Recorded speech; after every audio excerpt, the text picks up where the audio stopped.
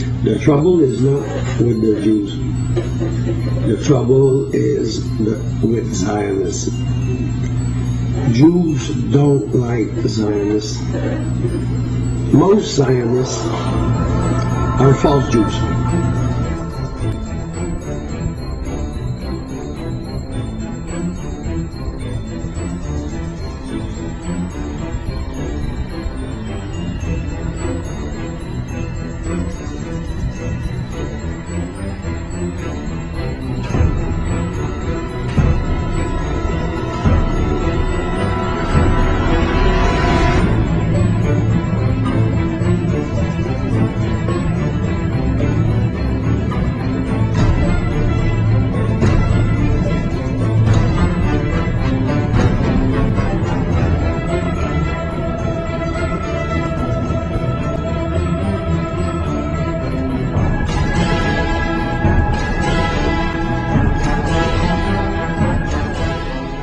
Unfortunately, something new has developed in the world in the last 100 years, a new movement and ideology, and that is called Zionism.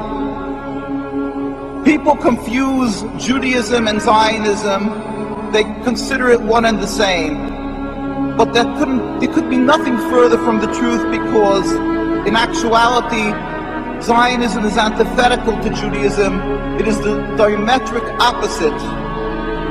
Judaism is a religion, a spirituality, to serve God, to be subservient to God, practiced by Jewish people for thousands of years, to emulate God. As in Hebrew we say, Mahu rachum af ata tehei rachum. Just as God is compassionate, you must be compassionate.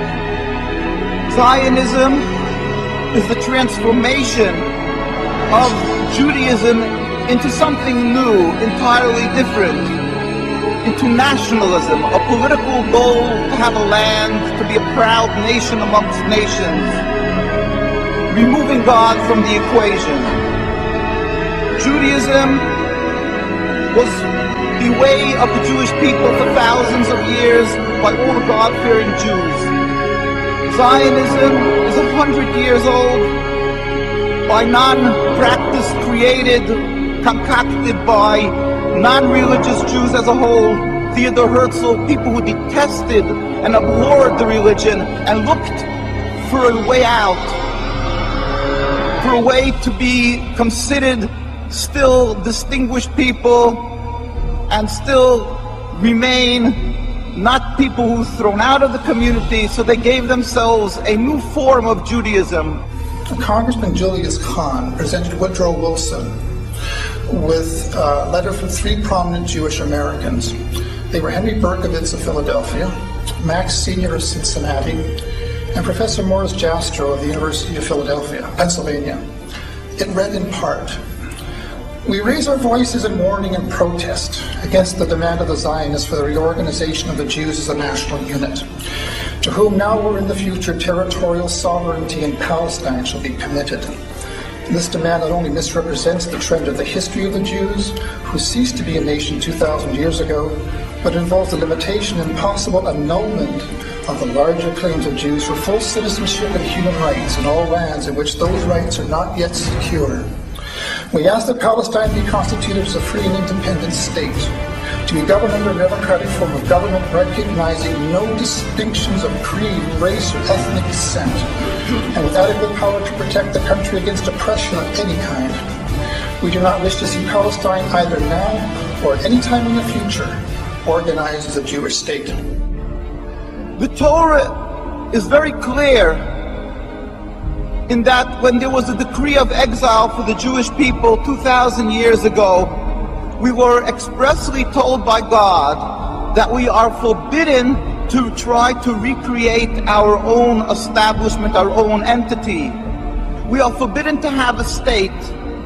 Even in an uninhabited land, we must accept that our being expelled from the land of Palestine and the destruction of the temple was not because of our physical lacking, but only because of our spiritual lacking, that we were not on enough of a high level of spirituality, The books of the prophets are open, anybody can see and read that. And we yearn and pray as a Jewish people for the day when ultimately God will end this exile that we have been sent into by He Himself, without any human intervention, when all humanity will recognize the one God. There will be a metaphysical change in the world. As it states across from the United Nations in the conclave wall called the Isaiah Wall, that the day will come when they will beat the swords into plowshares. One nation will not pick up a sword against another nation. That is what we as a Jewish people must yearn and pray for. And until that day comes, we must be loyal citizens, exemplary people throughout the world to serve God, be subservient, and be kind-hearted, good people as God requires.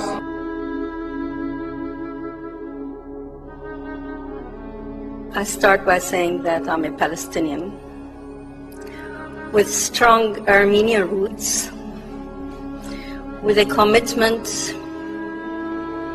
to serve Palestine as a whole. I am a product of the Palestine that was pre the state of Israel, with a birth certificate that says Palestine.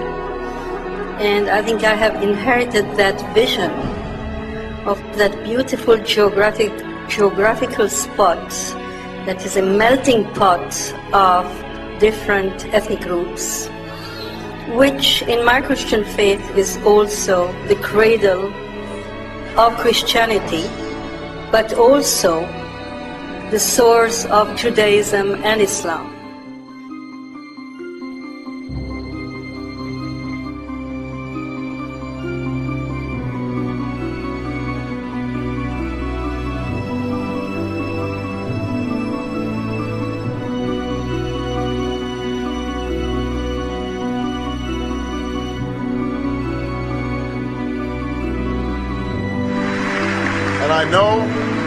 And I know that when I visit AIPAC, I'm among friends, good friends.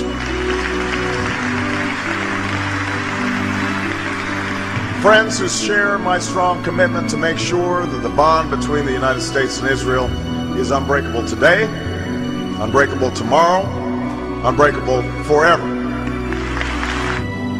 I have been proud to be a part of a strong bipartisan consensus that has stood by Israel in the face of all threats. That is a commitment. That is a commitment that both John McCain and I share, because support for Israel in this country goes beyond party.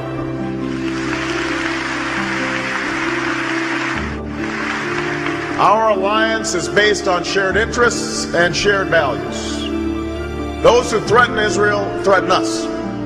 Israel has always faced these threats on the front lines, and I will bring to the White House an unshakable commitment to Israel's security. We know that the establishment of Israel was just and necessary, rooted in centuries of struggle and decades of patient work.